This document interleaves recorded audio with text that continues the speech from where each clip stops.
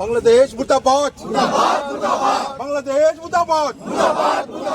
হিন্দু সনাতনের উপর অত্যাচার বন্ধ করো, হিন্দু সনাতনের উপর অত্যাচার বন্ধ করো। ইউনিট সরকার মুর্দাবাদ, ইউনিট সরকার মুর্দাবাদ। এই বাংলাদেশত সনাতনী হিন্দু বীর দীপুচন্দ্র দাসৰ যেনেকুৱা ধৰণৰ এক নিৰ্মমভাৱে হত্যা কৰা হৈছে বাংলাদেশত, তাক সকলোৱে দেখিছে ছ'চিয়েল মাধ্যমত।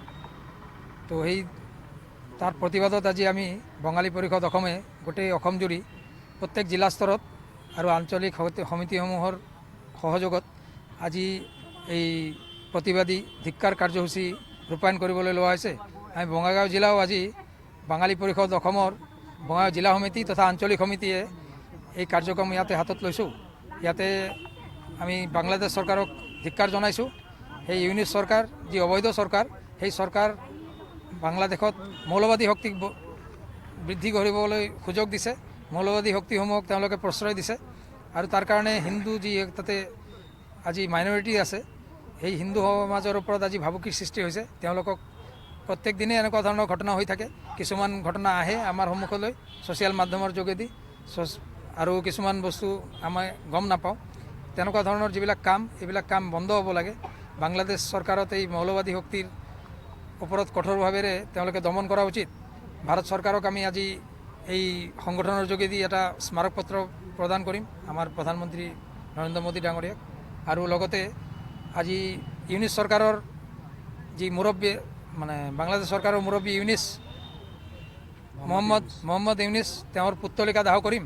গোটেই অসমজুৰি এই কাৰ্যক্ৰম চলি আছে। আমি বঙাইগাঁও এই কাৰ্যক্ৰম পাতিছোঁ আৰু ইয়াতে সকলো দল সংগঠনৰ লগতে বাঙালী পৰিষদ অসম, বঙাইগাঁও জিলা সমিতি আৰু আঞ্চলিক সমিতি, লগতে বিভিন্ন দল সংগঠনো ইয়াতে যোগদান কৰিছে।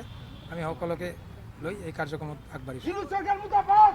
আজি আমি যোৱা দুদিনমান পূৰ্বে বাংলাদেশত আমাৰ এজন সনাতনী হিন্দু ভাইক তেওঁলোকে যি নিৰ্মমভাৱে হত্যা কৰিলে, গছত তুলি দি তলৰ পৰা জুই জ্বলাই জিন্দা জ্বলাই দিলে, তাৰ প্ৰতিবাদত বাংলাদেশৰ এই মৌলবাদী চৰিত্ৰ, বাংলাদেশৰ এই ভাৰতৰ প্ৰতি তেওঁলোকৰ যি হেয় দৃষ্টি, এইবিলাকৰ প্ৰতিবাদত আমি আজি ইয়াতে এখন প্ৰতিবাদী কাৰ্যসূচী পালন কৰিছোঁ।